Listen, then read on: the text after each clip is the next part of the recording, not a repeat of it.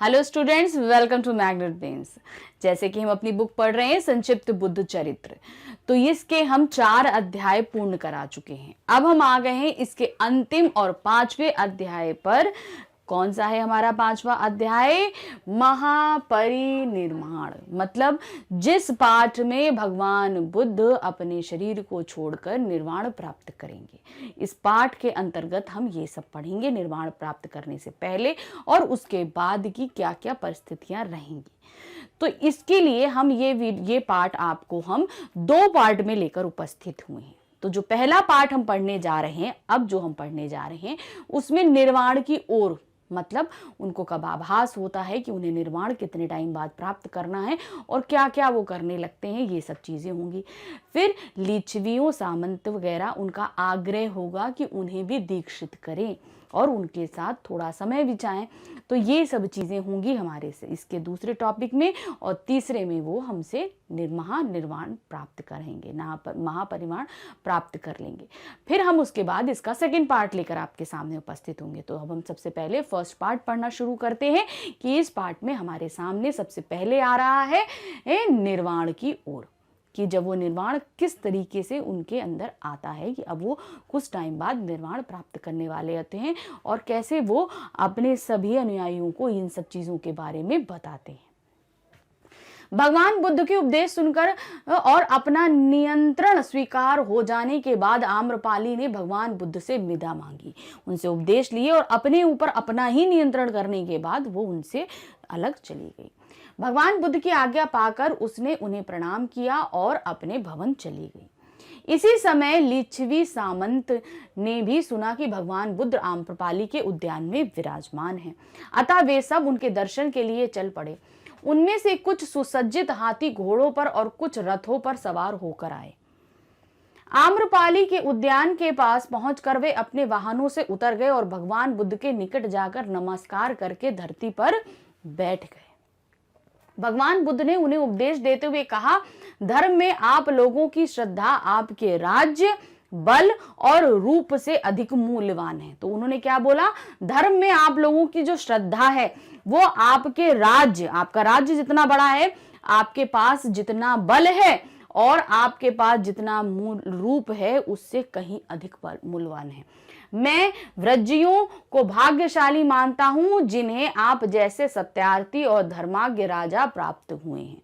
तो उनकी जो रातियां हैं उनको कहा कि वो बहुत ही भाग्यशाली हैं कि उन्हें ऐसे राजाओं की प्राप्ति हुई है।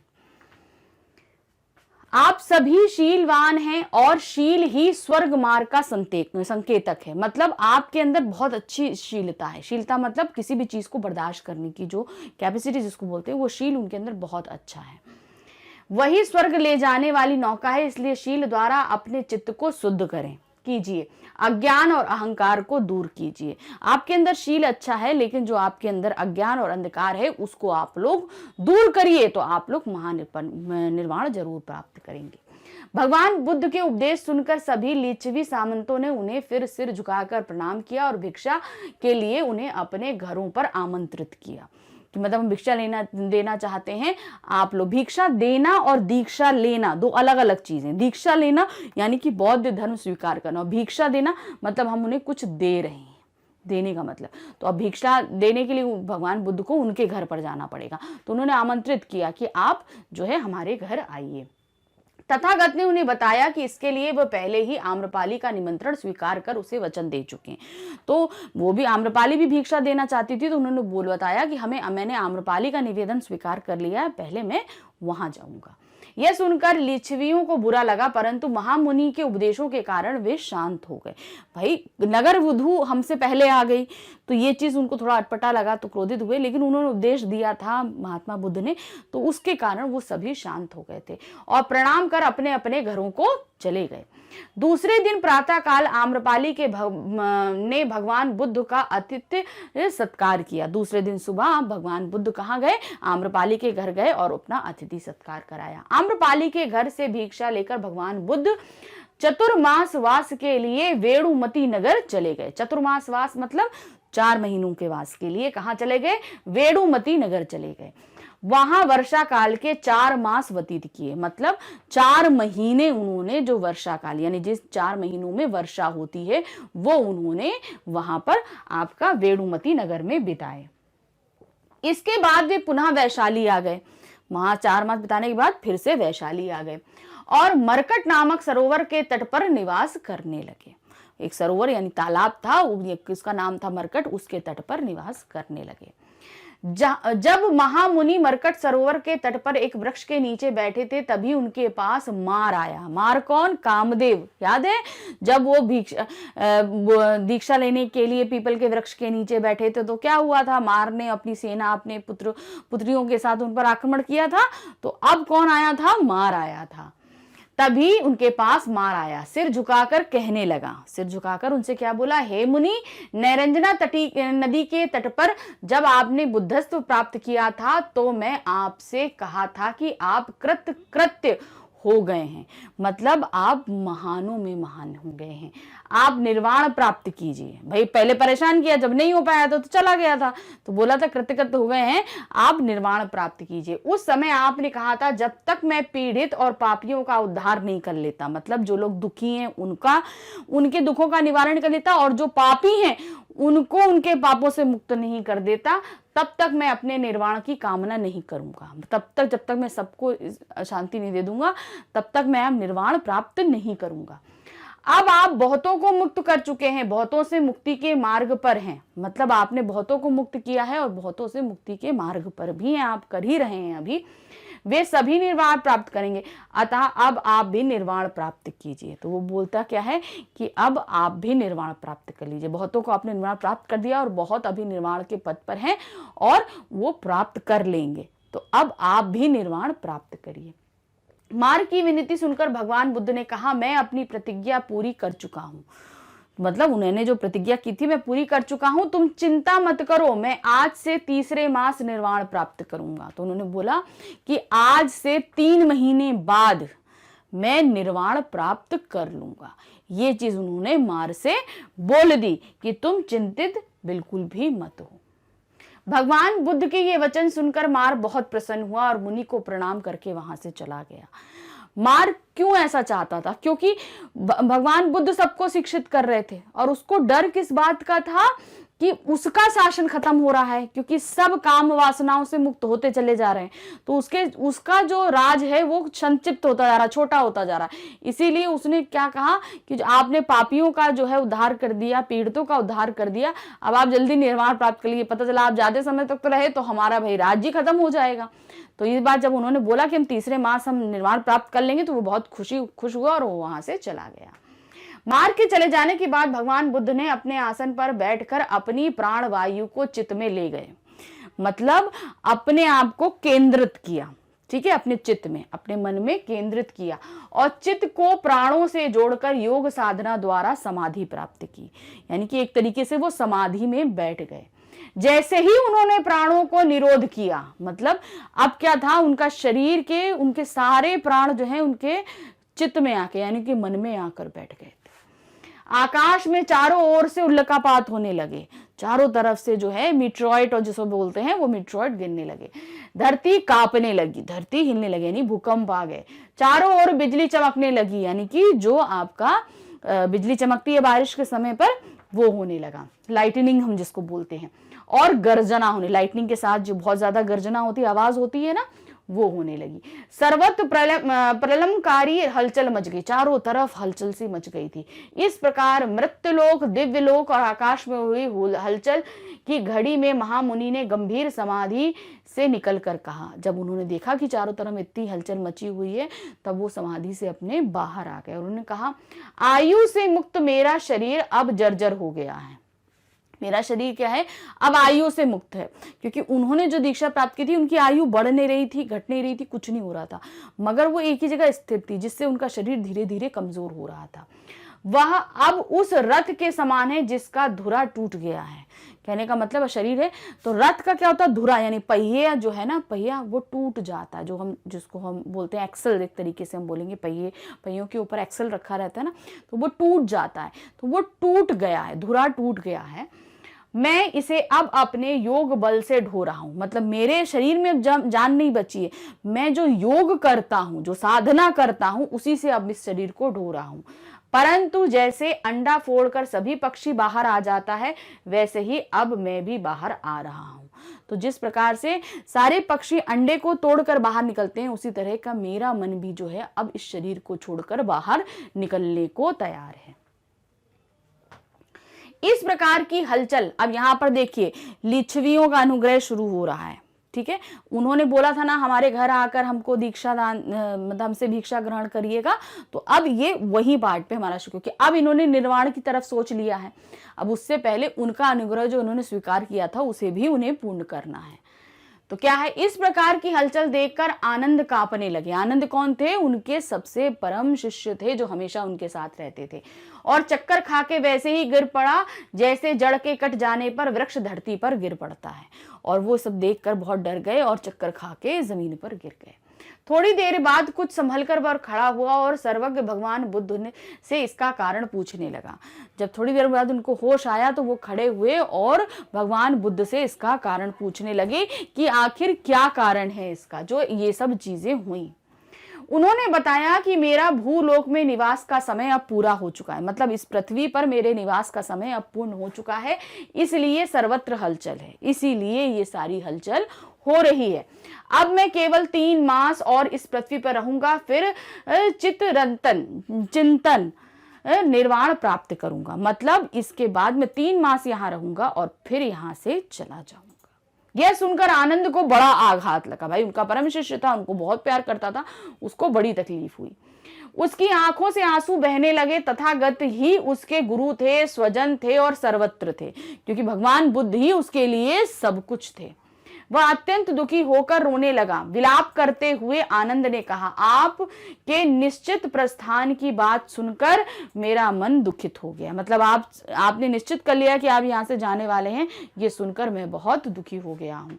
शरीर संतप्त हो रहा है और ऐसा लग रहा है जैसे आपसे सुना हुआ धर्म लुप्त हो रहा है और मैं अब अपने ऊपर से अपना वश खो रहा हूँ। मुझे लग रहा है मैंने आपसे जितने उपदेश सुने हैं वो सभी अब क्या होंगे, लुप्त हो जाएंगे। इस पाप रूपी जंगल में भटकने वाले प्राणियों का मार्गदर्शन अब कौन करेगा? मतलब अब इस संसार में जो पापी लोग हैं उनका मार्गदर्शन कौन करेगा? आप चले जाएंगे तो कौन करेगा मार्गदर्शन? शोक संतप्त और व्याकुल आनंद को सांत्वना देते हुए भगवान बुद्ध ने उससे कहा। अब सांत्वना देते हुए भगवान बुद्ध ने उससे क्या कहा?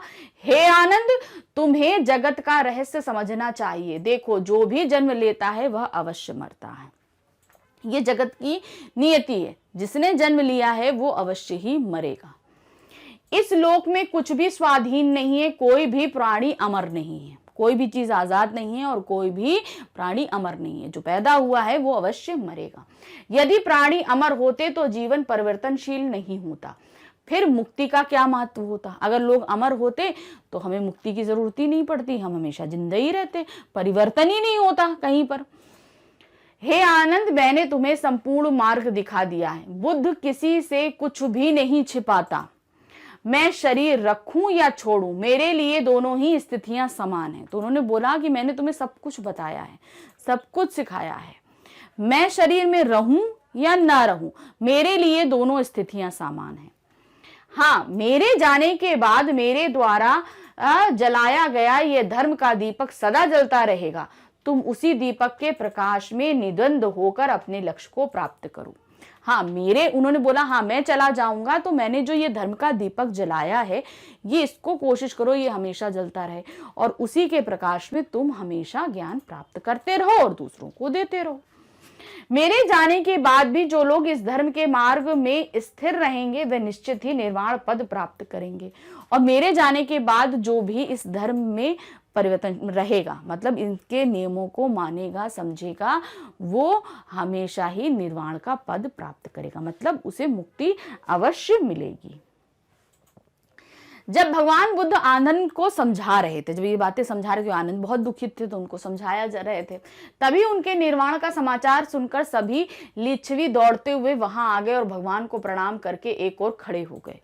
तब तक ये बात फैल चुकी थी कि भगवान जो है निर्वाण प्राप्त करना चाहते हैं। तो जितने भी लिच्छवी थे वो सभी वहां आ गए, प्रणाम करके एक ओर खड़े हो गए। तब भगवान बुद्ध ने लिच्छवियों से कहा, मैं आप सबके मन की बात जानता हूं, आप भी अन्य लोगों की भांति शोक संतप्त होकर यहाँ आए हैं। मतलब जैसे लोग मेरे जाने की बात सुनकर शोक दुखी हैं, वैसे ही आप भी यहाँ पर आए हैं। परंतु मैं आपसे कहना चाहता हूं कि यदि आप लोगों ने मेरे उपदेशों को ध्यान से सुना है तो और ज्ञान प्राप्त किया है तो आपको मेरे जाने के कारण शोक नहीं होना चाहिए। तो उन्होंने कहा कि अगर आपने मेरे उपदेशों को ध्यान से सुना है, ध्यान से समझा है, तो मेरे जाने पर शोक नहीं होना चाहिए। क्योंकि उनके उपदेशों में एक उपदेश ये जरूर रहता था कि आप मोह मत करिए, क्योंकि आप अगर मोह करेंगे तो आप हमेशा बंधन में बंध जाएंगे। तो अगर आपने मोह किया तो आप बंधन में अवश्य बंधेंगे। तो ये एक उन उपदेशों था। तो अगर आप मेरे दिए उपदेश अगर आपने ध्यान से सुने तो आपको मोह नहीं होना चाहिए। भगवान बुद्ध ने उन्हें आगे समझाया, देखो इस परिवर्तनशील संसार में शरीर काल का भोजन है। यानी ये जो शरीर है ये समय का भोजन है। समय के साथ क्या होगा, जो समय आएगा तो इस शरीर को वो खा लेगा। जीवन क्षण भंगुर है, मतलब जीवन जो है वो जरा देर के लिए ही होता है, ज्यादा देर के लिए नहीं होता है। जो हम अपना जीवन जी रहे हैं, अगर काल चक्र में देखा जाए तो ये समय बहुत ही कम होता है। इस जगत में सदा रहने वाली कोई वस्तु नहीं है, कोई भी ऐसी चीज नहीं है जो हमेशा रहेगी। पहले भी जो बुद्ध हुए वे भी अपनी बुद्धि के प्रकाश से संसार को प्रकाशित कर तेल समाप्त होने पर वाले दीपक की तरह सदा के लिए बुझ गए। तो पहले भी, मुझसे पहले भी जितने बुद्ध हुए हैं तो वो भी उसी तरीके से समाप्त हो गए, जैसे कि एक दीपक जलता है और उनके अंदर का तेल खत्म हो जाता है, दीपक बुझ जाता है, तो उसी तरीके से वो भी समाप्त हो गए। अब मेरी भी बारी है, मैं भी समाप्त होऊंगा। भविष्य में भी बुद्ध पैदा होंगे और वे भी लकड़ी के जल जाने के बाद अग्नि की तरह शांत हो जाएंगे। मतलब अब जब वो भविष्य में भी और भी बहुत से बुद्ध होंगे तो वो इनकी भी समाप्ति निश्चित है, वो भी मरेंगे ही। मुझे भी अब उसी मार्ग पर जाना है। तो अब मतलब मुझे भी क्या है, अब इस शरीर को मुझे छोड़ना है, मुझे निर्वाण मुक्ति प्राप्त करनी है। तो अब मैं भी मुक्ति प्राप्त करूंगा। भगवान बुद्ध ने अंत में कहा, इस रम्य नगरी में अभी कुछ अदीक्षित लोग रह गए हैं, अतः मुझे चलना चाहिए। तो भगवान बुद्ध कहते हैं अभी कुछ लोग ऐसे हैं जिन्हें मुझे भी दीक्षा प्रदान करना है, तो मुझे अब चलने दो, अब मैं जाता हूं। आप लोग किसी प्रकार का शोक ना करें और मेरे बताए धर्म के मार्ग का अनुसरण करें। तो बस अब आपको क्या करना है, शोक नहीं करिए, मेरे जाने का शोक मत बनाइए, और जो मैंने धर्म का मार्ग बताया है आपको उसी पर अग्रसर रहना है, उसी पर ही चलते रहना है। इस प्रकार लिच्छवियों पर अनुग्रह कर उन्हें उपदेश देकर भगवान बुद्ध उत्तर दिशा की ओर चले गए। उनके पीछे पीछे सभी लिच्छवी भी रोते बिलखते चलने लगे। वे कह रहे थे, आहा, विशुद्ध स्वर्णिम आभा वाले गुरु की देह नष्ट हो जाएगी, क्या भगवान भी अनित्य हैं? तो उन्होंने बोला कि ये जो प्रभु हैं इनकी भी देह नष्ट हो जाएगी, तो क्या भगवान भी अनित्य, क्या वो भी मरेंगे? भगवान की भी मृत्यु होती है? तो ये प्रश्न उनके मन में उठ रहे थे। विलाप करते हुए लिच्छवियों को भगवान बुद्ध ने पुनः समझाया और उन्हें अपने अपने घर जाने की आज्ञा दी। परंतु जैसे लहर हवा के विपरीत दिशा में नहीं चल पाती, वैसे ही वे घर लौटने में अपने आप को असमर्थ पा रहे थे। तो जिस तरीके से जिधर हवा चलेगी लहरें भी उसी डायरेक्शन में चलती है ना पानी की, तो उसी तरीके से वो चाहकर भी अपने घर नहीं जा पा रहे थे, वो असमर्थ थे। वो भगवान बुद्ध के पीछे ही पीछे चलते जा रहे थे, उनको असमर्थता जो है महसूस हो रही थी उनको छोड़ने में। जैसे ही भगवान बुद्ध वैशाली नगर को छोड़कर आगे बढ़े, वह नगरी राहु द्वारा ग्रसित सूर्य के समान प्रभा शून्य हो गई। तो क्या हुआ, जैसे ही उन्होंने वैशाली नगरी से निकले, वो जितनी भी खुशहाल नगरी थी वो बिल्कुल ही शांत सी हो गई। मतलब उसके अंदर कोई आभा नहीं, कोई खुशी नहीं, कुछ नहीं उस शहर के अंदर, वैशाली नगरी के अंदर बचा हुआ। जैसे विद्या के बिना रूप होता है, क्रिया के बिना ज्ञान होता है, भक्ति के बिना बुद्धि होती है, संस्कार के बिना शक्ति होती है, सदाचार के बिना संपत्ति, श्रद्धा के बिना प्रेम, उद्योग के बिना लक्ष्मी, कर्म के बिना धर्म और वर्षा के बिना धान के खेत शोभाहीन लगते हैं, वैसे ही तथागत के बिना यह वैशाली नगरी शोभाहीन हो गई। तो ये सारी उपमाएं दी गई थी। वर्षा नहीं होगी तो धान के खेत सूखे पड़े रहेंगे, बुद्धि नहीं होगी तो शक्ति किसी काम की नहीं है। तो ये सब चीजें उपमाएं थी, जो इनके बिना ये सब चीजें पॉसिबल नहीं। उसी तरीके से जो है भगवान बुद्ध के बगैर वैशाली नगरी हो गई थी। उस दिन शोक के कारण वैशाली में किसी ने भोजन नहीं किया और ना ही जल ग्रहण किया। तो भगवान बुद्ध के चले जाने के बाद उस रात वैशाली नगरी में कोई कुछ नहीं खाया और ना ही पिया। इतना सब शोकाग्रस्त थे। उधर तथागत ने नगर की सीमा पर आकर उसकी ओर मुंह करके कहा, मतलब जब वैशाली की तरफ से बाहर निकले तो उसकी सीमा पर आ गए तो दूसरी तरफ मुड़कर, यानी कि नगर की तरफ मुड़कर उन्होंने क्या कहा, हे वैशाली, अपने जीवन के शेष भाग में अब मैं तुम्हें फिर नहीं देखूंगा। मतलब अब मेरा जीवन काल जो 3 मास का बचा है, अब उस जीवन काल में मैं तुमको दोबारा नहीं देख पाऊंगा, क्योंकि मैं अब निर्वाण के मार्ग पर जा रहा हूं, क्योंकि अब मैं निर्वाण प्राप्त करूंगा, अर्थात इस शरीर को मैं त्याग करके मोक्ष की प्राप्ति करूंगा। उन्होंने अपने पीछे पीछे चले आ रहे सभी लोगों को समझाया, उन्हें अपने अपने घर लौट जाने के लिए कहा और स्वयं भोगवती नगरी की ओर चल पड़े। मतलब उनके पीछे जितने लोग चल रहे थे उनको समझाया और उनको वापस घर भेजा और खुद कहां चल पड़े, भोगवती नदी की तरफ। भोगवती नगरी में कुछ समय रहने के बाद भगवान बुद्ध ने अपने अनुयायियों को उपदेश दिए और कहा, भोगवती नगरी में कुछ समय रहे और उनके जितने भी अनुयायी थे उनको उपदेश देते हुए कहा, मेरे जाने के बाद आप लोग धर्म का अनुसरण करें। मैंने जो कुछ सूत्रों में बताया है और जो विनय में है आप उसी का अनुसरण कीजिए। मतलब मैंने जो कुछ सिखाया है आप उन सब चीजों को बिल्कुल ध्यान से याद रखिए और उनका पालन कीजिए। जिनमें विनय नहीं वह मेरा वचन नहीं, मतलब जिसमें दया भाव नहीं है, चीज लोगों को माफ करने का वो नहीं है, वो मेरे वचन नहीं है और ना ही धर्म है। पवित्र लोगों के वचन वैसे ही ग्रहण करना जैसे कि स्वर्णकार स्वर्ण को तपाकर उसकी परीक्षा करके उसे ग्रहण करता है। तो जो भी अच्छे लोग होंगे उनके उपदेशों को उसी तरह ग्रहण करना, पहले उनको समझना, जानना और फिर ग्रहण करना, क्योंकि सोने को तपा कर ही असली सोना निकाला जाता है। तो उनके उपदेशों को समझना तब उनको ग्रहण करना। इसलिए शब्द को अर्थ के अनुसार ठीक ठाक सुनकर ही उसे ग्रहण करना, यानी कि ये नहीं कि कोई शब्द सुना उसे ग्रहण कर लिया, पहले शब्द को सुनो, उसके अर्थ को समझो, फिर उसको ग्रहण करो। ये नहीं कि शब्द को सुनकर तुरंत आत्मसात कर लिया। जो शास्त्र को अनुचित रीति से ग्रहण करता है वह अपने को ही क्षति पहुंचाता है।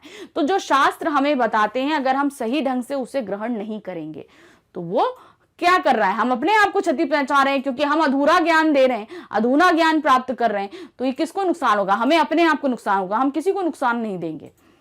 जैसे तलवार को अनुचित रीति से ग्रहण करने वाला अपने आप को ही काट लेता है, जिस प्रकार अगर हम तलवार को गलत तरीके से पकड़ें तो क्या होगा, हम दूसरे को काटने के बजाय अपने आप को ही चोट पहुंचाने, क्योंकि धार वाला पोषण अगर हमने अपनी तरफ किया तो क्या होगा, हम अपने आप को चोट पहुंचाएंगे। तो ये गलत तरीका रहेगा। इस प्रकार अपने शिष्यों को उपदेश देकर भगवान बुद्ध ने पापापुर के लिए प्रस्थान किया। अब कौन सी जगह जा रहे थे वो, पापापुर की तरफ। पापापुर पहुंचने पर मल्लों ने उनका समारोह पूर्वक स्वागत किया। तो वहां के रहने वाले लोगों को क्या बोलते हैं हम, मल्लो। उन्होंने बहुत ही समारोह आयोजित करके उनका स्वागत किया। वहां उन्होंने अपने भक्त चुंद के घर अंतिम भोजन किया। वहां पर जो है अंतिम भोजन किसके, अपने भक्त के यहाँ किया। अपनी शिष्य मंडली के साथ भोजन कर लेने के बाद उन्होंने चुंद को उपदेश दिए और फिर कुशीनगर के लिए प्रस्थान किया। ठीक है, वहां उन्होंने उपदेश दिए और उसके बाद वो कहां पहुंच गए, कुशीनगर। भगवान बुद्ध ने चुंद के साथ इरावती नदी को पार किया और फिर नगर के एक सुंदर उपवन में एक सरोवर के तट पर कुछ समय विश्राम किया। फिर वहां पर एक तट था, सरोवर मतलब तालाब था, उसके एक तट पर थोड़ी देर विश्राम किया। तदुपरांत उन्होंने हिरण्यावती नदी में स्नान किया और शोकाकुल आनंद को आदेश दिया, यानी कि अब आनंद तो बहुत दुखग्रसित थे क्योंकि भविष्य तथागत जाने वाले थे, तो शोक से युक्त थे। तो आदेश दिया आनंद को, क्या दिया, हे आनंद, इन दोनों शाल वृक्षों के नीचे मेरे शयन के लिए स्थान तैयार करो। 2 वृक्ष थे शाल के, और बोला कि इसके नीचे मेरे सोने का इंतजाम करो। हे महाभाग, आज रात्रि के उत्तर भाग में तथागत निर्वाण प्राप्त करेंगे। मतलब आज रात्रि में तथागत निर्वाण को प्राप्त कर लेंगे। भगवान बुद्ध के आदेश अनुसार आनंद ने शयन के लिए स्थान तैयार किया और फिर हाथ जोड़कर निवेदन किया। मतलब उनके लेटने के लिए जगह तैयार करी और फिर हाथ जोड़कर निवेदन किया। क्या बोले? भगवान शैया तैयार है। तब वह पुरुष सिंह चिर निंद्रा के लिए शांत चित्त से सैया के निकट आ गए। हाथ जोड़ के बोला कि भगवान आपकी शैया तैयार है, और फिर सिंह अर्थात तथागत जो है वो अपनी शैया की तरफ आ गए जहां वो तैयार की गई थी।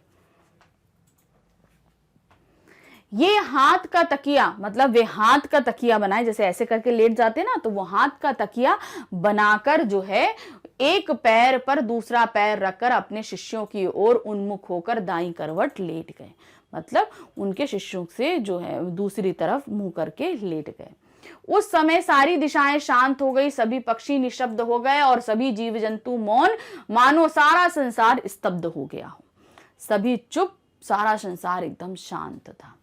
सूर्यास्त के समय जैसे ही पथिकों को घर जाने की शीघ्रता होती है, वैसे ही सभी उपस्थित शिष्यों को अंतिम लक्ष्य प्राप्त करने की शीघ्रता होने लगी। अर्थात वो तुरंत ही दौड़े दौड़े भगवान जो है बुद्ध के दर्शन के लिए आने लगे। तब भगवान बुद्ध ने आनंद से कहा, हे आनंद, तुम मल्लों को मेरे प्रयाण की सूचना दे दो। मतलब मल्लों को बता दो कि मैं आज निर्वाण प्राप्त कर रहा हूं। वे निर्वाण देख लें जिससे बाद में उन्हें पश्चाताप ना हो। अर्थात वो मेरे निर्वाण को देख लें ताकि बाद में उन्हें पश्चाताप ना हो कि वो मुझे ना देख पाए। आदेशानुसार आनंद ने जाकर मल्लों को सूचित किया कि तथागत अब अंतिम शैया पर हैं। यह सुनकर सभी मल्ल अत्यंत व्याकुल होकर आंसू बहाते हुए निकल पड़े। तो जितने भी मल्ल थे वो सभी आंसू बहाते हुए परेशान हालत में तथागत से मिलने के लिए निकल पड़े। वे शीघ्र ही महामुनि के पास आए और अपने आंसुओं से भगवान बुद्ध के चरणों को भिगोते हुए उनके सम्मुख मौन होकर खड़े हो गए। तो वो सभी इतना रो रहे थे कि उनके आंसुओं से भगवान बुद्ध के पैर जो हैं वो गीले होने लगे और सभी उनके आसपास आकर खड़े हो गए। सभी मल्लों को व्याकुल देखकर भगवान बुद्ध ने कहा, आनंद के समय दुखित होना उचित नहीं। उन्होंने बोला कि ये खुशी का समय है, इस समय दुख मत करो, ये मेरे निर्वाण का समय है, अर्थात खुशी का समय है, तुम दुखी नहीं हो। यह दुर्लभ और काम्य लक्ष्य मुझे आज प्राप्त हो रहा है। मतलब मेरा लक्ष्य था जो वो आज मैं प्राप्त करने जा रहा हूं। मैंने जिसके लिए इतनी कठिन तपस्या की थी और ये दुर्लभ है, ये सभी को प्राप्त नहीं होता। मैं वो लक्ष्य प्राप्त करने जा रहा हूं, इसलिए दुखी मत हो। मुझे आज वह सुखमय पुण्य प्राप्त हो रहा है जो पंचभूतों से मुक्त, जन्म से रहित, इंद्रियातीत, शांत और दिव्य रूप है। मतलब आज मुझे वो चीजें प्राप्त होने जा रही हैं जो बहुत ही दुर्लभ है और सबको आसानी से प्राप्त नहीं होती, जिसके बाद किसी प्रकार का शोक नहीं होता। यानी कि मैं इसे प्राप्त कर लूंगा तो किसी प्रकार का मेरे अंदर दुख नहीं रहेगा। यह शोक का समय नहीं है क्योंकि सभी दुखों का मूल मेरा भौतिक शरीर आज निवृत्त हो रहा है। मतलब ये शोक नहीं है क्योंकि ये शोक का कारण जो मेरा शरीर है, इससे मैं आज मुक्त हो रहा हूं। भगवान बुद्ध के वचन सुनकर एक वृद्ध मल्ल ने कहा, अब जब भगवान बुद्ध बोल रहे थे तो एक बूढ़ा मल्ल था, उसने क्या बोला, सुजन के लिए हमें शोक नहीं करना चाहिए। मतलब अच्छे लोगों के लिए हमें शोक नहीं करना चाहिए। फिर भी हमारा चित्त दुखी है क्योंकि अब हम आपके दर्शनों का सौभाग्य नहीं मिलेगा। हम जानते हैं हमें दुख नहीं करना चाहिए, लेकिन हमें दुख तब भी हम कर रहे हैं। क्यों? क्योंकि अब हम आपके दर्शन नहीं कर पाएंगे, क्योंकि अब आप तो हमें छोड़ के चले जाएंगे, तो अब हम आपके दर्शन नहीं कर पाएंगे। जगत के हितैषी के जाने पर भला कौन शोक नहीं करेगा? जो जग का हितैषी है, यानी कि सभी के लिए अच्छा सोचता है, अगर वो चला जाएगा तो कौन उसके लिए शोक नहीं करेगा? सभी उसके लिए शोक करेंगे। उसी तरह हम भी आपके लिए शोक कर रहे हैं। सोचनीय तो वे हैं जिन्होंने मुनि के दर्शन करके भी सुमार्ग का अनुसरण नहीं किया, और उनकी हालत तो बहुत ही है खराब है, जिन्होंने बुद्ध के दर्शन किए मगर सन्मार्ग जो है नहीं लिया। सोने की खान में रहकर भी जो दरिद्र ही रहा, अर्थात जो प्रभु के जैसे सोने का खान हो और तब भी हम गरीब रहें, तो वही रहा कि बुद्ध के छत्र छाया में आकर भी जिसने बुद्ध के ज्ञान को प्राप्त नहीं किया, वो उसी प्रकार से गरीब है। वृद्ध मल के वचन सुनकर भगवान बुद्ध ने कहा, सच तो यह है कि मात्र मेरे दर्शनों से निर्वाण नहीं मिल सकता। मतलब मेरे दर्शन मात्र से निर्वाण की प्राप्ति संभव नहीं है। जो मेरे धर्म को ठीक से समझता है वह मेरे दर्शन के बिना भी दुखों के जाल से मुक्त हो सकता है। यानी कि जो मैंने अपने उपदेश दिए, जो धर्म चलाया, अगर उसको मेरे दर्शन भी प्राप्त नहीं हुए और उसने मेरी चीजों को अच्छे से समझ लिया है तो समझ लो उसके जीवन के सारे दुख जो हैं वो मिट जाएंगे। औषधि के सेवन के बिना मात्र वैद्य के दर्शन से रोग की मुक्ति नहीं होती। तो उन्होंने कहा कि जिस प्रकार से हम डॉक्टर के पास जाते हैं, डॉक्टर के दर्शन कर लेने से हमारा रोग, हमको जो बीमारी है, जो तकलीफ है वो हट जाए, वो संभव नहीं, हमें दवा खानी ही पड़ती है। उसी तरीके से मेरे दर्शन कर लेने से निर्वाण प्राप्त नहीं होगा, उन्हें धर्म पर चलना पड़ेगा, तभी उनके दुखों का निवारण होगा। इसलिए श्रेय का आचरण करो, जीवन तेज हवा के बीच दीप शिखा की तरह चंचल है। तो उन्होंने कहा सद का आचरण करो, ये जीवन की जो तेज हवाएं हैं इस पे हमारा धर्म एक दीपक की तरह है। इस प्रकार महामुनि के दर्शन कर और उनके उपदेश सुनकर सभी मल्लों ने उन्हें प्रणाम किया और आदेशानुसार वे अपने अपने घरों को लौटने लगे। तो सभी ने उनके दर्शन किए और उन्होंने आदेश दिया कि आप सभी अपने घर को जाइए, तो सब अपने घरों को लौट गए। तो इस समय यहां पर हमारा खत्म होता है लिच्छवियों का जो अनुग्रह था। अब हम यहां से क्या देखेंगे, महापरिनिर्वाण, मतलब अब यहां पर वो अपने शरीर को त्यागेंगे, निर्वाण प्राप्त करेंगे इस भाग में। तो यहां पर क्या होगा, मल्लों के चले जाने पर सुभद्र नाम का त्रिदंडी सन्यासी भगवान बुद्ध के दर्शन के लिए आया। वह एक सिद्ध पुरुष था। उसने आनंद से कहा कि निर्वाण के अंतिम क्षणों में मैं भगवान बुद्ध के दर्शन करना चाहता हूं, मतलब ये जो आखिरी समय बचा है मैं भगवान बुद्ध के दर्शन करना चाहता हूं। आनंद ने सोचा कि कहीं यह सन्यासी बुद्ध से शास्त्रार्थ करने ना बैठ जाए, तो उसको लगा कि कहीं शास्त्र के में कहीं बातचीत ना करने बैठ जाए, तो उन्होंने मना कर दिया। इसलिए उन्होंने सन्यासी को भगवान बुद्ध के निकट जाने से रोक दिया कि नहीं, आप उनके पास नहीं जा सकते।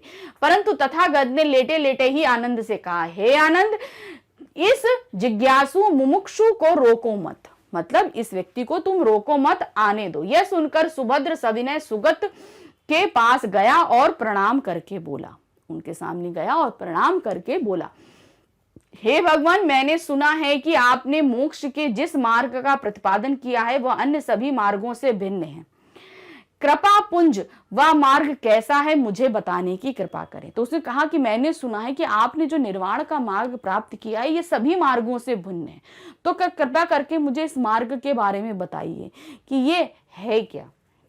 मैं जिज्ञासावश आपके पास आया हूं, विवाद के लिए नहीं, मतलब मेरे अंदर जिज्ञासा है उस चीज की जानने के लिए, मतलब मैं जानना चाहता हूं ये है क्या निर्वाण, इसलिए मैं आया हूं। मैं आपसे किसी तरह का वाद विवाद करने नहीं आया कि नहीं ये सही है ये गलत है, मैं इस बारे में आपसे बात करने नहीं आया हूं।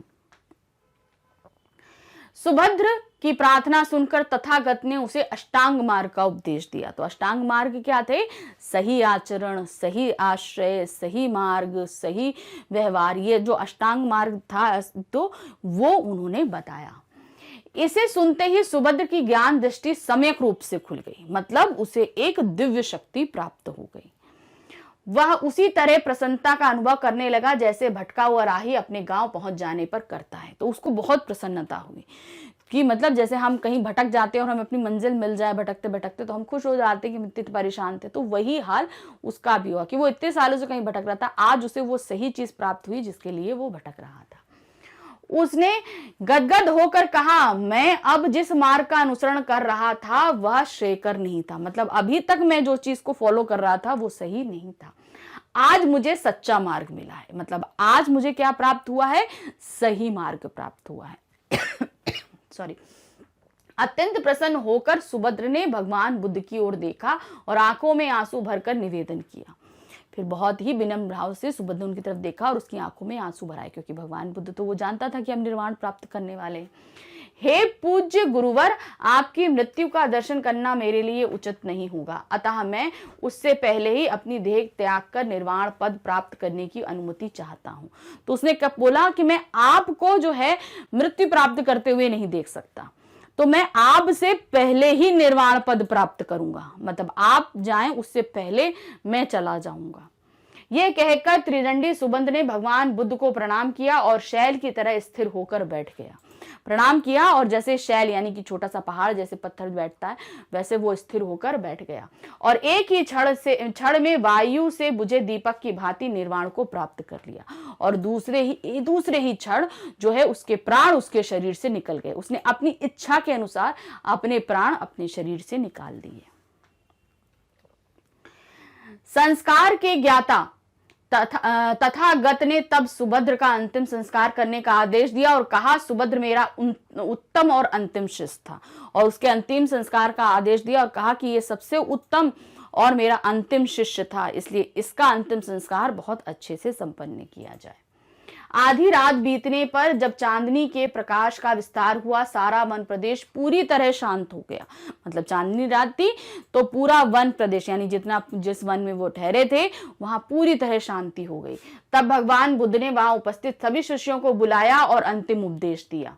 उन्होंने कहा, मेरे निर्वाण के बाद आप सबको इस प्राति मोक्ष को ही अपना आचार, प्रदीप और उपदेष्टा मानना चाहिए। आपको उसी का स्वाध्याय करना चाहिए, उसी के अनुसार आचरण करना चाहिए। यही प्रशी मोक्ष शील का सार है, मुक्ति का मूल है, इसी से मोक्ष प्राप्त हो सकता है। तो मतलब यहाँ पे दिया है प्राति मोक्ष, मतलब उन्होंने जो उपदेश दिए थे उन्हीं को आपको आधार मानकर अपना जीवन व्यतीत करना है, क्योंकि यही आपको आगे लेकर जाएगा। तथागत ने प्रतिमोक्ष के सारे नियम विस्तार से बताए। प्रतिमोक्ष का जो नियम थे, किस तरीके से आप इनको फॉलो करेंगे, सारे नियमों को क्रमानुसार उन्हें बताया। अंत में कहा, मैंने गुरु का कर्तव्य निभाया है। मैं जितना कर सकता था एक गुरु की हैसियत से आप लोगों को जितना बता सकता था, मैंने वो सारा कर्तव्य पूर्ण किया। आगे तुम लोग साधना करो, विहार वन पर्वत जहां भी रहो धर्म का आचरण करो। मतलब भविष्य में जहां कहीं भी रहो हमेशा धर्म का आचरण करना। यदि मेरे बताए आर्य सत्यों के विषय में किसी को कोई शंका हो, कोई प्रश्न हो तो पूछ लो। अब ये अंतिम समय है, तो मैंने जो भी अभी तुम लोग को बताया है उससे रिलेटेड अगर तुम लोग को कोई भी डाउट हो, कोई भी तरह का क्वेश्चन हो तो तुम हमसे अभी पूछ लो, क्योंकि फिर आगे समय नहीं मिलेगा। हम कैसे पूछेंगे, जब मैं रहूंगा ही नहीं तो कैसे पूछेंगे। तो उन्होंने कहा, मुझसे अभी पूछ लो। तथागत के मुख के अंतिम उपदेश ग्रहण करने के बाद जब सभी शिष्य मौन और शांत बैठे रहे तो अनिरुद्ध ने तथागत से निवेदन किया। उनके एक शिष्य थे अनिरुद्ध, उन्होंने तथागत से बोला, क्या बोला, हे सुगत, आप द्वारा प्रतिपादित आर्य सत्यों में किसी को भ्रम नहीं है। उन्होंने कहा, आपने जो कुछ भी हमें ब्रह्म सत्य बताया है हमको किसी भी तरह का कोई डाउट नहीं है। अनिरुद्ध की बात सुनकर तथागत ने कहा, अनिरुद्ध ने जब ये चीज बोली तो तथागत ने क्या कहा, हे अनिरुद्ध, सभी की मृत्यु निश्चित है। उन्होंने बोला, जितने भी लोग हैं सभी की मृत्यु निश्चित है। अब मेरे जीवित रहने से संसार को कोई लाभ नहीं। स्वर्ग और भूलोक में जो भी दीक्षित होने योग्य हैं वे सभी धर्म से दीक्षित हो गए हैं। तो इस भूमि में जितने लोगों को भी दीक्षा प्रदान करनी चाहिए मैं उन सभी को दीक्षित कर चुका हूं। अब इन्हीं के द्वारा मेरा धर्म जनता में प्रचलित होगा और उससे संसार में स्थायी शांति स्थापित होगी। अब मैंने जिनको दिया है इन्हीं से मेरा धर्म प्रचलित होगा और संसार को शांति प्राप्त। तुम सब लोग शोक त्याग कर जागरूक रहो, मेरा यही अंतिम वचन है। कि मतलब अब जो मैं जा रहा हूं ये शोक नहीं करना, जागरूकता खुद अंदर अपने अंदर भी लाना और लोगों के अंदर भी वो जागरूकता प्रतिपादित करना। इतना कहकर भगवान बुद्ध ने प्रथम ध्यान में प्रवेश किया।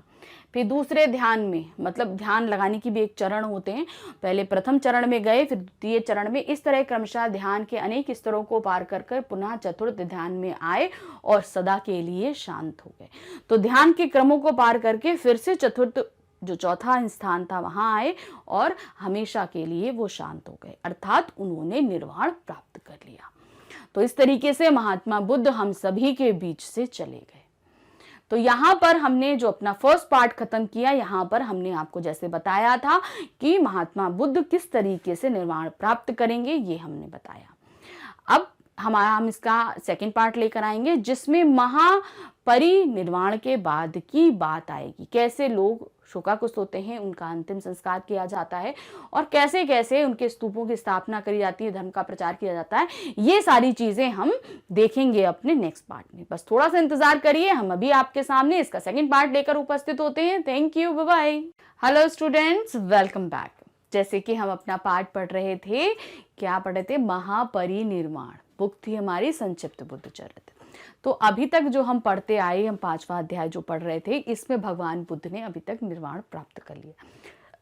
निर्वाण के बाद की अब क्या परिस्थितियां बनेंगी, क्या चीजें घटित होंगी, अब हम वो देखेंगे कि कैसे उनका अंतिम संस्कार किया जाएगा, क्या क्या चीजें घटित होंगी, कैसे उनके धर्म का प्रचार आगे बढ़ेगा, ये सब चीजें पढ़ना शुरू करते हैं। तो क्या है? महापरिनिर्वाण के बाद में भगवान बुद्ध के निर्वाण प्राप्त करने के बाद सारा संसार ऐसे लगने लगा जैसे बिना चंद्रमा के आकाश, पाले में मुरझाए कमलों का सरोवर अथवा धन के अभाव में निष्फल विद्या। तो मतलब इस समय सब कुछ मुरझाया, शांत, बेरस सा लगने लगा था। निर्वाण का समाचार सुनकर आकाश से देवतागण भी उनके प्रति अपनी श्रद्धा प्रकट करने लगे।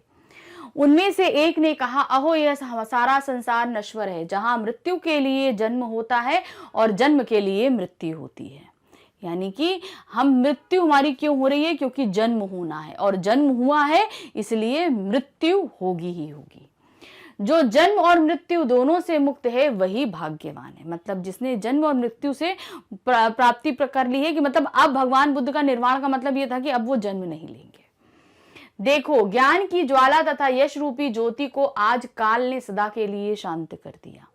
कि मतलब जो ये शरीर रूप में हमारे सामने भगवान आए थे, आज वो अपना शरीर छोड़कर जा चुके हैं। किसी मुनि श्रेष्ठ ने अपनी श्रद्धांजलि देते हुए कहा, यह संसार असार है, यहाँ सभी कुछ नश्वर है। जो सारे लोक का गुरु था वह भी आज काल कलवित हो गया। मतलब ये संसार में सब कुछ मिटने वाला है, और जो इस पूरे संसार का गुरु था आज वो भी काल के आगे विवश हो गया। कि मतलब काल आज उसे भी अपने साथ ले गया। अंधकार में डूबे लोक को देखकर अनिरुद्ध ने कहा, उनका शिष्य था ना अनिरुद्ध, जिससे आखिरी वक्ता उन्होंने किया था, तो क्या बोला था? इस लोक की गति कैसी विचित्र है। तथागत ने दुख मुक्त होकर तपस्या की, आलस्य मुक्त होकर धर्माचरण किया। मतलब दुख नहीं हो, इस हिसाब से उनको मतलब दुख से पूरी तरह मुक्त होकर तपस्या करी थी। आलस्य नहीं हो, इस आलस्य नहीं किया, धर्म का आचरण करने में कभी आलस्य नहीं किया।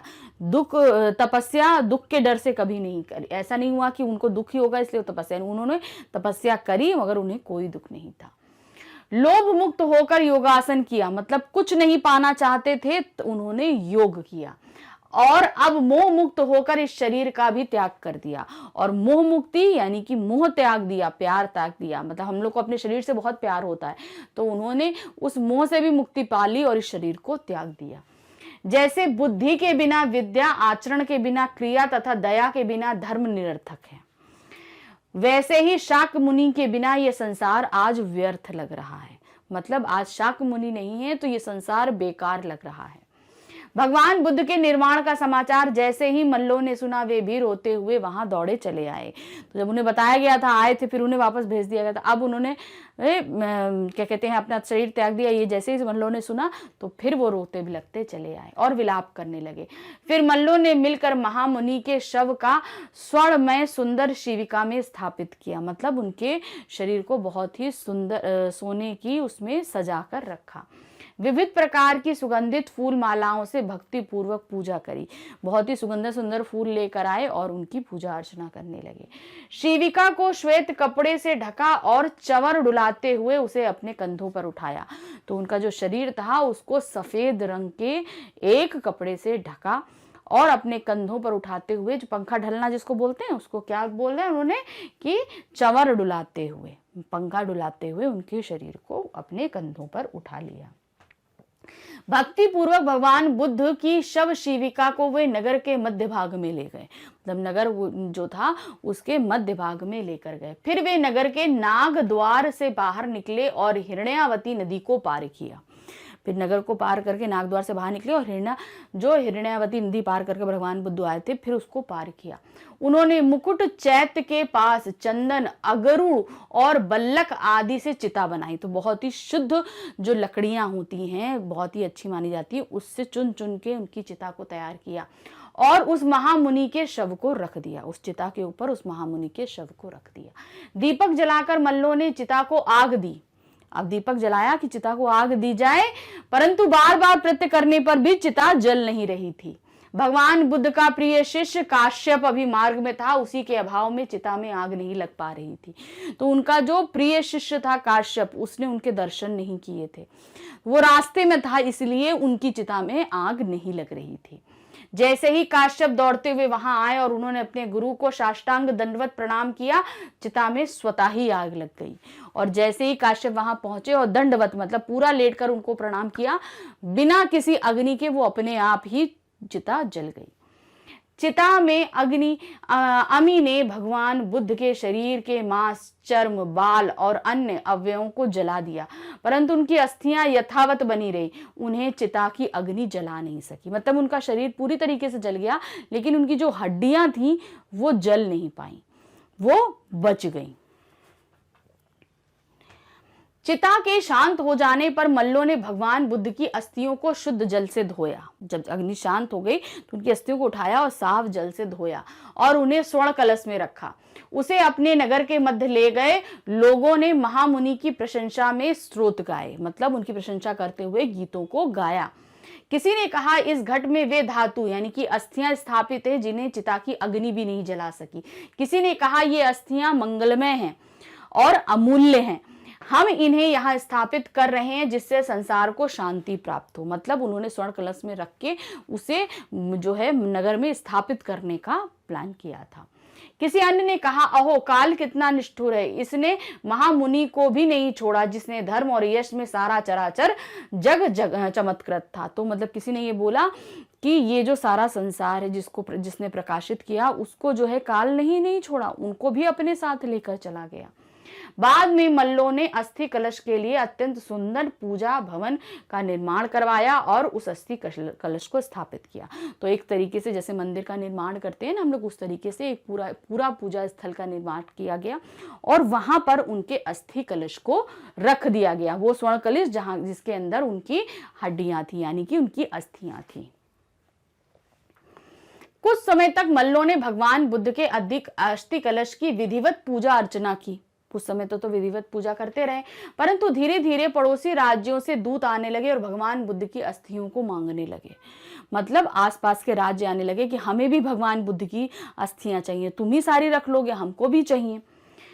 एक दिन 7 पड़ोसी राज्यों के दूत आए और उन्होंने अस्थियां मांगी। 7 आसपास के 7 राज्य के दूत आए और उन्होंने अस्थियां मांगी, परंतु भगवान बुद्ध की अस्थियों के लिए मन में अत्यंत श्रद्धा होने तथा अपने बल पर अभियान होने के कारण मल्लों ने भगवान बुद्ध की अस्थियां देने से मना कर दिया और लड़ने की तैयारी करने लगे। तो जो 7 दूत आए थे उनको मना कर दिया कि हम भगवान बुद्ध की अस्थियां आपको नहीं देंगे। तो वो भाई लड़ने में युद्ध मल्लो मतलब मल्लकला में युद्ध थे, तो वो युद्ध की तैयारी करने लगे कि हम युद्ध कर लेंगे मगर अस्थियां नहीं देंगे।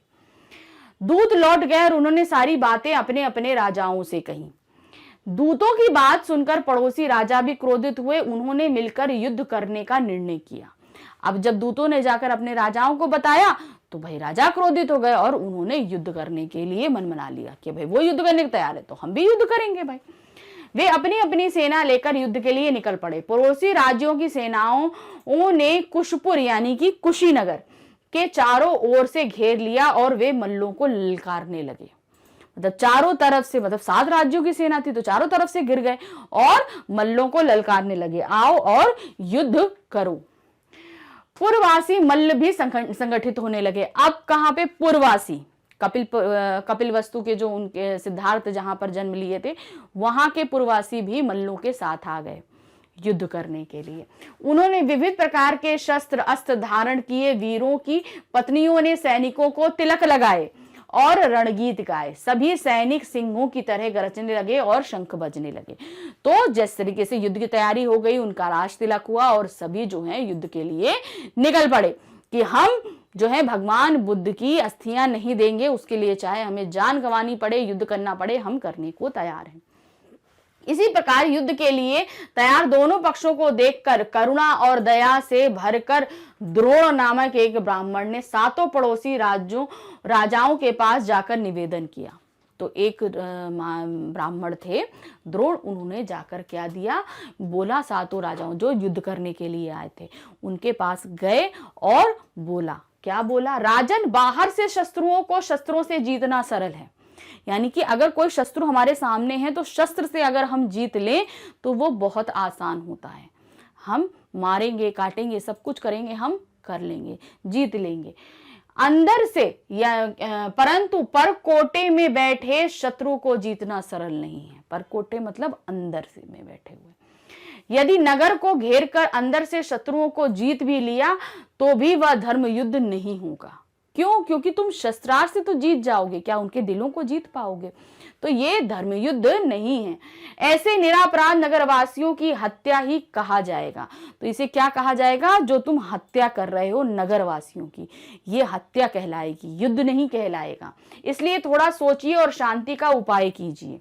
शस्त्र से जीते गए मनुष्यों का मन फिर से कुपित हो सकता है, परंतु शांति के उपायों से जीते गए मनुष्यों का मन सदा के लिए शांत रहता है।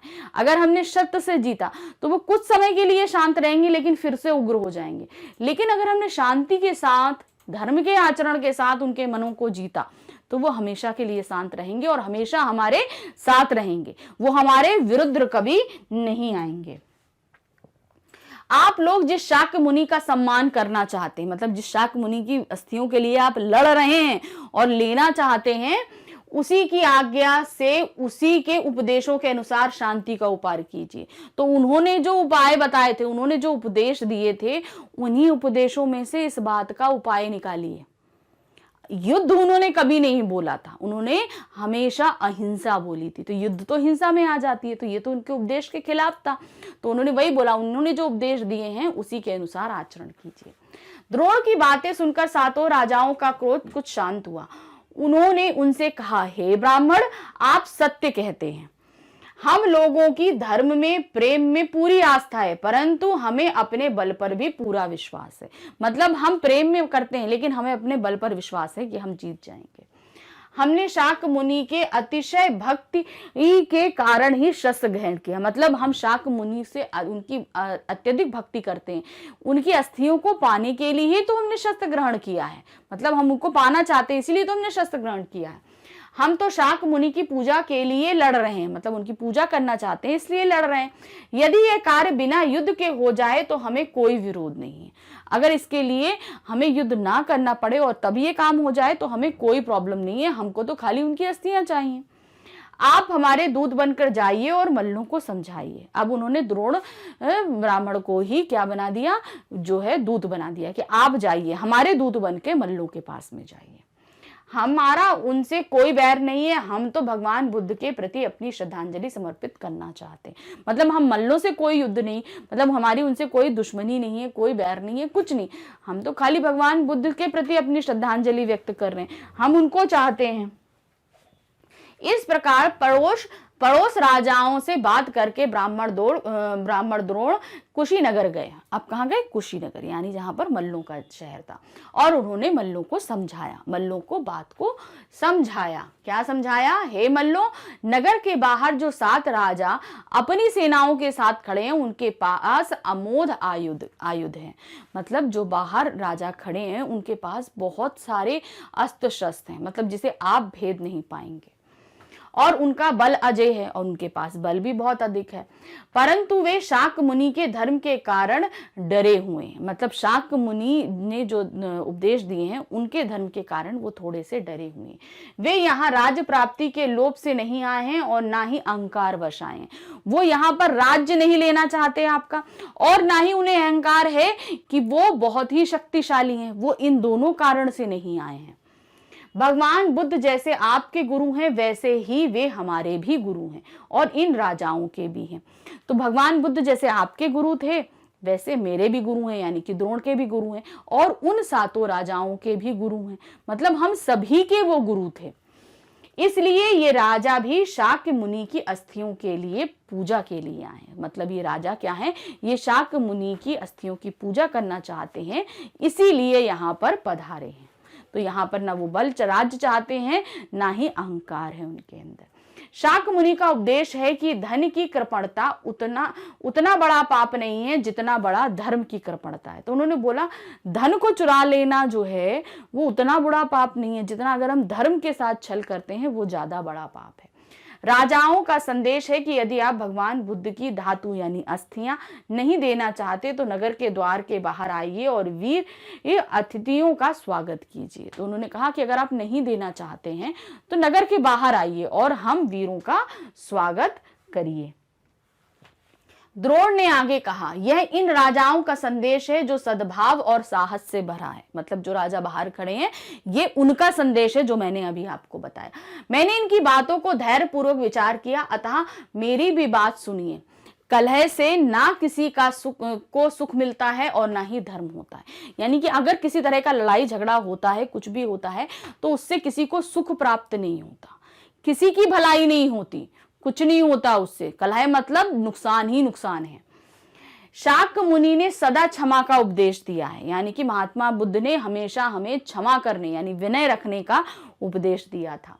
जिस महामुनि ने क्षमा से स्वयं शांति प्राप्त की और हजारों लोगों को शांति प्रदान की, उस दयालु के निर्मित व्यर्थ रक्तपात उचित नहीं है।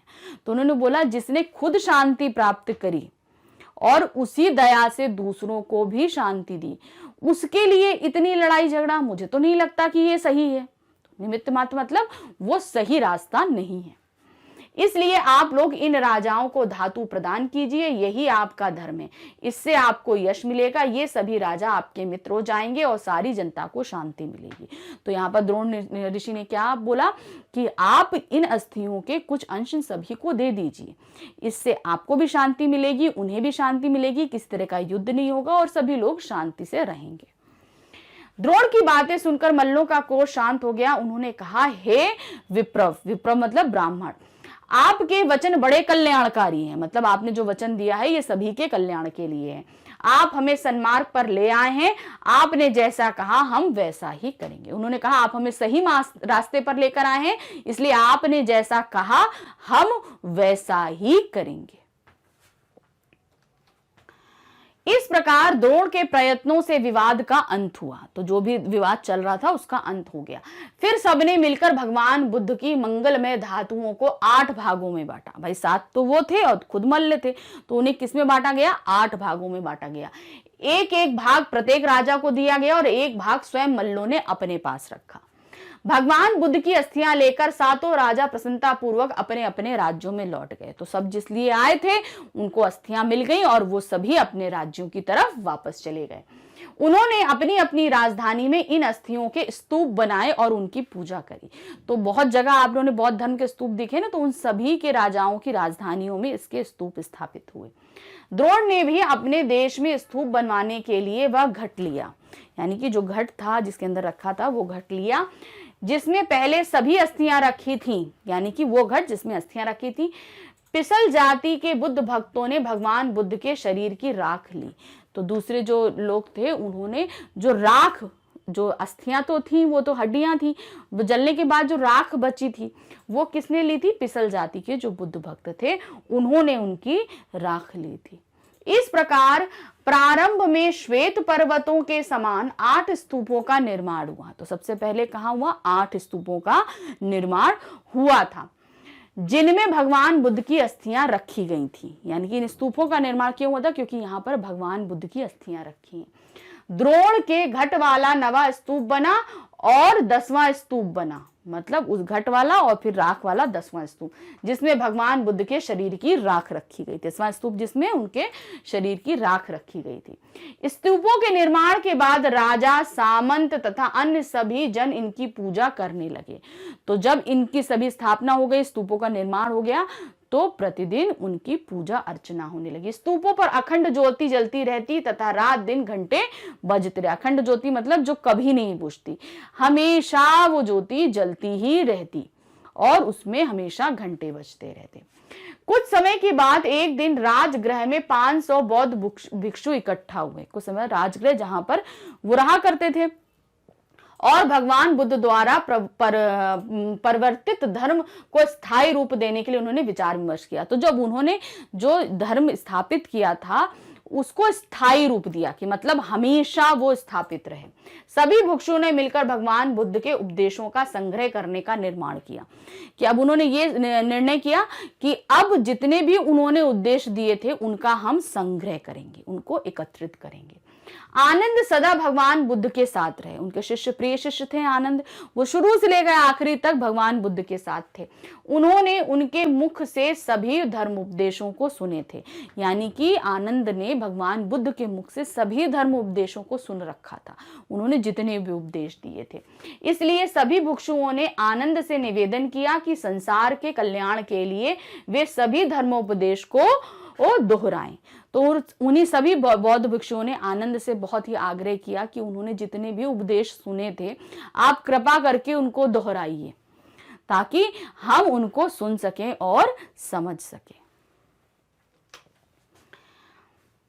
आनंद ने एव में सुतम, संस्कृत में बोला है मैंने ऐसा सुना है, मतलब मैंने ऐसा सुन रखा है। इस तरह कहते हुए जैसा भगवान बुद्ध से सुना था वैसे ही क्रमशः प्रसंग, समय, स्थान आदि के साथ सभी धर्मोपदेश कहने शुरू कर दिए। तो मतलब कौन सा प्रसंग घटित हुआ था, उन्होंने उस पर यह उपदेश दिया था, क्या समय था, क्या स्थान था, हर पूरी एक एक कथा हर क्रम के अनुसार उन्होंने बतानी शुरू कर दी। इस प्रकार आनंद तथा दूसरे वरिष्ठ भिक्षुओं ने भगवान बुद्ध के धर्मशास्त्र का स्वरूप निश्चित किया।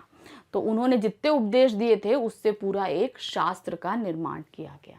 कालांतर में देवा नाम प्रियदर्शी का जन्म हुआ। कुछ कालों के बाद में उसने जनहित के लिए बहुत से स्तूपों का निर्माण किया, दूसरों के कल्याण के लिए बहुत से स्तूपों का निर्माण किया। इसके कारण वह चंड अशोक, धर्मराज अशोक कहलाने लगा।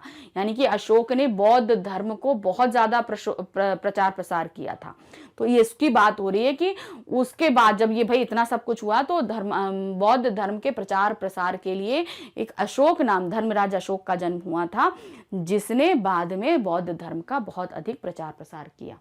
उसने धातु गर्भित स्तूपों से धातु लेकर अनेक भाग किए, यानी कि जिन स्तूपों में धातु यानी कि अस्थियां थी उन अस्थियों को निकाला और उसके अनेक भाग किए, यानी कि पहले जहां थोड़ी थोड़ी रखी थी उनको और भागों में विभाजित किया और उन्हें सैकड़ों स्तूप स्थापित कर दिए।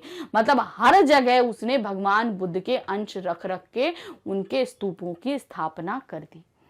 जब तक जन्म है तब तक दुख है, यानी कि जब तक हम जन्म लेते रहेंगे तब तक दुख है, इसलिए पुनर्जन्म से मुक्ति के समान कोई सुख नहीं है। यानी कि हम पुनर्जन्म लेते रहेंगे और सुख की प्राप्ति करते रहेंगे। इसलिए और कौन उतना पूज्य हो सकता है जितना कि वह जिन्होंने जन्म, जरा, व्याधि और मृत्यु से सबको मुक्त होकर सारे संसार से मुक्ति का मार्ग दिखाया। तो यानी कि जब तक हम जन्म लेते रहेंगे हमारे साथ दुख चलते ही रहेंगे, चलते ही रहेंगे। लेकिन भगवान बुद्ध ने क्या किया, जन्म, बुढ़ापा, रोग, मृत्यु, इन सभी से मुक्ति प्राप्त कर ली और हमें सर्वार्थ सिद्धि योग उपदेशों से जो है वो परिपूर्ण किया, कि हमें उन सभी चीजों के बारे में उन्होंने बताया। तो इस तरीके से यहाँ पे हमारा ये संक्षिप्त बुद्ध चरित्र जो है समाप्त होता है। कैसे उनका जन्म, कैसे उनका निर्वाण हमने सब पढ़ा। साथ में उसके बाद जो इतने आपके बौद्ध धर्म के स्तूप हैं उनकी निर्माण कैसे हुआ हमने ये भी देखा। अब इस पाठ से रिलेटेड हमारे पास में कुछ प्रश्न उत्तर हैं, हम उनको देखते हैं। तो पहला प्रश्न हमारा क्या आ रहा है, मार ने बुद्ध को क्या याद दिलाया, उत्तर में बुद्ध ने क्या कहा। तो मार आया था ना, उन्होंने बोला था कि जब आप सभी लोगों को, सभी पापियों के उनके पाप का नाश कर देंगे और मतलब रोगी हैं, उनके पीड़ित हैं, उनके रोगों का नाश कर देंगे और पापियों को पाप मुक्त कर देंगे तो आप निर्वाण प्राप्ति करेंगे। तो वो बात याद दिलाने मार आया था, उन्हें याद दिलाया था, तभी भगवान बुद्ध ने निश्चय किया कि वो निर्वाण प्राप्त करेंगे। तो वही वक्तव्य हमें यहाँ पर लिखना है। कैसे लिखना है, जब सिद्धार्थ ने बुद्धत्व प्राप्त किया था तो मार ने उनसे कहा था कि वे निर्वाण प्राप्त कर लें। तब भगवान बुद्ध ने कहा था कि जब तक वे पीड़ित और पापियों का उद्धार नहीं कर लेंगे तब तक निर्वाण प्राप्त नहीं करेंगे। मार्ग ने बुद्ध को याद दिलाया कि अब वे बहुत लोगों को मुक्त कर चुके हैं या उन्हें मुक्ति का मार्ग प्रशस्त करा चुके हैं, इसलिए बुद्ध को निर्वाण ले लेना चाहिए। उत्तर में बुद्ध ने कहा था उस दिन के तीसरे महीने में वे निर्वाण प्राप्त करेंगे, यानी कि उत्तर में बोला कि आज से ठीक 3 महीने बाद वो निर्वाण की प्राप्ति कर लेंगे। सेकेंड क्वेश्चन, आनंद कौन था, उसे क्या जानकर आघात हुआ? तो आनंद भगवान बुद्ध का सबसे प्रिय शिष्य था, हमेशा उनके साथ रहा, और उसे जब ये पता चला कि भगवान बुद्ध निर्वाण प्राप्त करने वाले हैं तो उसे सबसे ज्यादा आघात उस दिन पहुंचा था। तो बुद्ध के सबसे प्रिय शिष्य का नाम आनंद था। बुद्ध के निर्वाण का समाचार जानकर उसे आघात लगा था, उसे बहुत ज्यादा तकलीफ हुई थी। तथागत ने परिनिर्वाण से पूर्व मल्लों को क्या समझाया था? क्या समझाया था कि जिस तरीके से वैद्य को देखने से रोग की मुक्ति नहीं होती, हमें औषधि लेनी पड़ती है, उसी तरीके से हमारे दर्शन मात्र से आपको मोक्ष की प्राप्ति नहीं होगी। आपको धर्म का आचरण करना पड़ेगा, तभी आपको मोक्ष की प्राप्ति होगी। वही बताना है। तथागत ने बताया कि रोग ठीक करने के लिए वैद्य का दर्शन काफी नहीं, बल्कि औषधि की आवश्यकता होती है। उसी तरह धर्म को प्राप्त करने के लिए बुद्ध के दर्शन की बजाय धर्म को ठीक से समझने की जरूरत होती है। नेक्स्ट क्वेश्चन, अपने अंतिम उपदेश में बुद्ध ने अपने शिष्यों को क्या कहा? जब आखिरी उद्देश्य दिया था तो बुद्ध ने क्या कहा था? अपने अंतिम उपदेश में बुद्ध ने प्रतिमोक्ष का अर्थ समझाया था। उन्होंने शिष्यों से कहा था प्रतिमोक्ष की राह पर चलने से ही मोक्ष मिल सकता है, यानी कि प्रतिमोक्ष यानी कि धर्माचरण का जो रास्ता है उसके नियम भी भगवान बुद्ध ने बताए थे, तो उन पर आप चलेंगे तभी आपको मोक्ष की प्राप्ति होगी। नेक्स्ट क्वेश्चन, मल्लों और पड़ोसी राजाओं के बीच युद्ध की संभावना क्यों उत्पन्न हुई? यह संघर्ष कैसे टल गया? तो क्यों उत्पन्न हुई थी? क्योंकि वो सभी भगवान बुद्ध की अस्थियां चाहते थे पड़ोसी राज वाले, और मल्ल देना नहीं चाहते थे। मगर ये टली कैसे? भगवान वो ऋषि द्रोण के जो है प्रयासार्थ ये युद्ध टला था। तो वही आपको यहाँ पर लिखना है। बुद्ध के शरीर के अवशेषों को मल्ल अपने पास ही रखना चाहते थे। पड़ोसी राजा चाहते थे कि उन्हें भी उन धातुओं में से कुछ हिस्सा मिले, इसलिए मल्लों और पड़ोसी राजाओं के बीच युद्ध की संभावना उत्पन्न हो गई। उसके बाद द्रोण नामक एक ब्राह्मण ने दोनों पक्षों के बीच मध्यस्थता की और युद्ध को टाला जा सका। तो वो सारी चीजें जो हमें थी उसमें शॉर्ट करके लिखना, वो तो डिटेलिंग में लिखा है, तो इतनी डिटेलिंग में हमको नहीं लिखना है, हमें इसको क्या करना है, शॉर्ट करके लिखना है।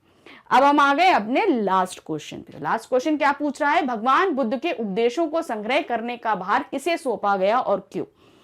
तो ये भार किसको सौंपा गया था? आनंद को सौंपा गया था। और क्यों सौंपा गया था? क्योंकि वो भगवान बुद्ध से शुरू से लेकर उनके निर्वाण प्राप्ति तक उनके साथ थे और वो सारे उपदेशों को सुन चुके थे, इसलिए इसका कार्यभार आनंद को सौंपा गया था। आनंद सदैव बुद्ध के साथ रहे थे, उन्होंने बुद्ध के सभी उपदेशों को सुना था, इसलिए भगवान बुद्ध के उपदेशों को संग्रह करने का भार आनंद को सौंपा गया था। तो इस तरीके से हमने ये पाठ ही नहीं, ये पूरी बुक भी समाप्त की। तो यहाँ पर हमने आपको बुद्ध चरित्र के बारे में सारी चीजें समझाई, उनके जन्म से लेकर मृत्यु तक और उनके स्तूपों के निर्माण तक के लिए। तो ये सारी जानकारी हमें बहुत सारी चीजें बताती है। तो आपने जैसे हमारे वीडियोस देखकर आपको इतनी सारी जानकारी प्राप्त हुई, आपके जो भी डाउट्स थे वो क्लियर हुए, तो इसी तरीके से आपके फ्रेंड्स को, आपके भाई बहनों को कोई भी प्रॉब्लम हो सकती है तो उनको सजेस्ट करिए कि वो हमारी वेबसाइट पे लॉगिन करें। हमारी वेबसाइट है magnetbrains.com। यहाँ पर क्लास 4 से लेकर 12 तक का हर सब्जेक्ट का मटेरियल, उसके वीडियोस यहाँ पर उपलब्ध हैं।